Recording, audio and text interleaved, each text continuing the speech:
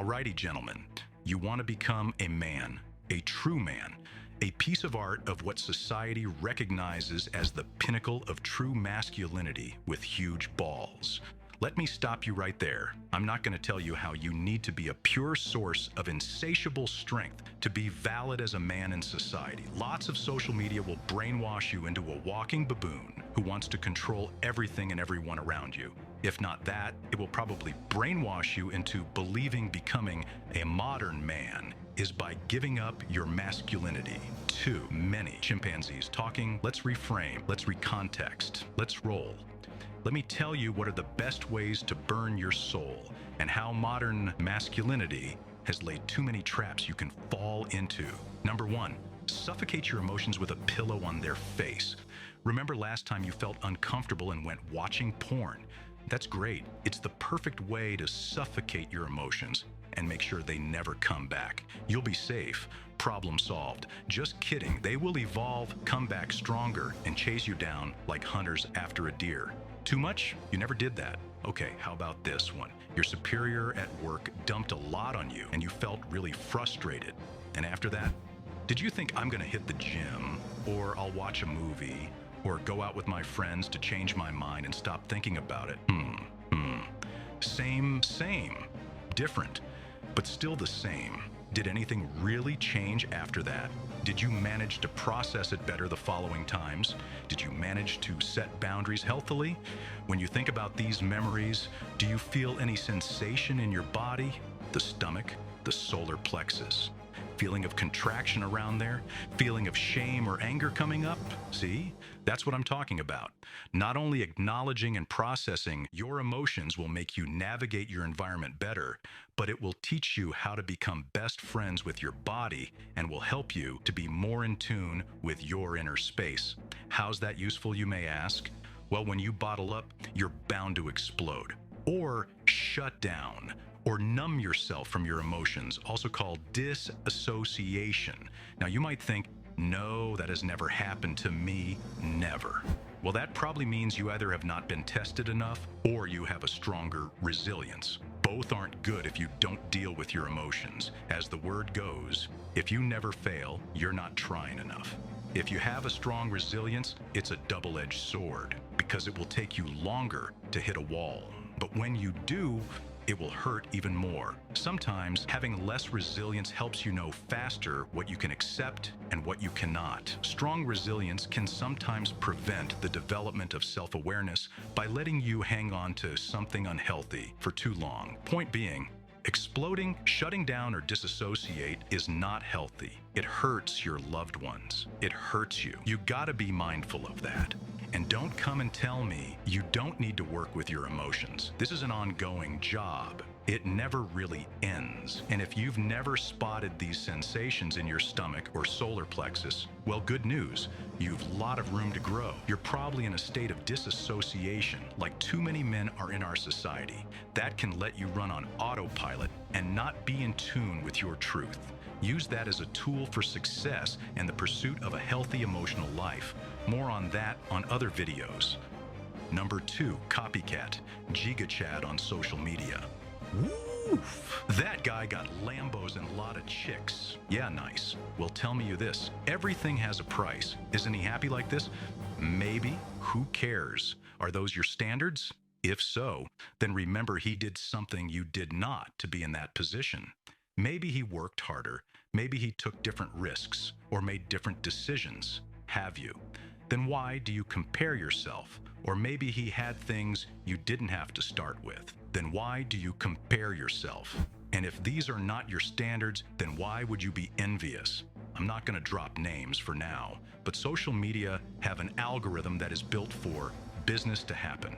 Platforms got to increase viewer retention for businesses to have time to show their offer. That's how it works. What's the easiest way to retain people's attention? Show what retains people's attention. Why don't platforms push smarter content though? Well, let me ask you this. Why don't you want to pay your electricity twice the price? Well, because it's cheaper. Exactly. Sensationalism works on social media. That's how it works as of today. If people were only receptive to healthy and intelligent content, we would have very different social media by now. Also, if you being healthy and happy was the most profitable for capitalist societies, we would all be by now. That's not how things are designed right now. You have to understand that you navigate in a world where people have many different agendas, and sometimes it's not about you. You're not at the center of the story, and that's okay. You can still cultivate your own world, and for that, you need to exchange with society. Very few would actually be willing to live in a forest and survive by hunting squirrels like in the movie Into the Wild. Let's be realistic. Majority of people live with a smartphone too. Do you really want to be the guy without the smartphone? Oh, you could, but personally, I really like Google Maps, Uber Eats, and checking what my friends are up to. That's the world we live into. There are pros and cons with everything. Don't blame it on technology. Learn how to get back the control of your inner space. You're going to see a lot of crazy things over the internet. This is going to affect your inner space. Don't be a mindless baboon. You're an advanced, sophisticated, beautiful product of evolution, a human being. You have emotions. It is going to affect your inner space.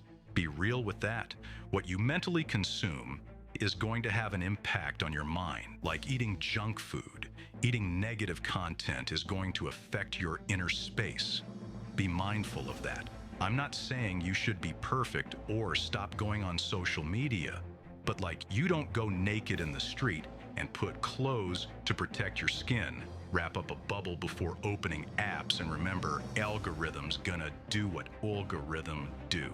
Number 3, remember you are an absolute worthless piece of shit. Oh, did that hit home? Or maybe another version of that is, you'll never be enough. Listen, there are voices in your head that are rampant and throwing parties. As soon as you stop monitoring them, the subconscious manages the vast majority of our thoughts at the back of our head. If you're not mindful of that, it's gonna run the show. It's gonna go in loop. Again, and again. Full transparency, everybody has that. It's called the inner dialogue. And I would speculate that very, very few people nowadays have grown up with a healthy inner dialogue. I actually don't know anyone that did not struggle at some point with negative self-talk. We're all super supportive and kind to our friends, but us, oofa, that's a different story. Somehow we act like others deserve support and empathy, but we deserve to be shamed and punished for the slightest mistake or even thought. How would a friend react if you treated them like this when they needed support? They would say, "You're a bad friend." Yeah? Then let me ask you this. Are you a good or a bad friend to yourself? There are a lot of ways to track and catch your thoughts. I usually try to be conscious about it. Just catch myself having negative thoughts, understand them, and reframe them. Other people like to journal. They take time to write down on a regular basis what goes through their head. That's how I started it. It helps a lot to train your mind, like a muscle, to pay attention and detect the thought stream and inner voices in your head. If you've watched the movie Soul from Pixar, great movie by the way, it's what happens inside of the monster version of the soul. Sometimes it's someone else's voice, sometimes you made it yours already. I don't believe anyone is naturally born with negative self-talk.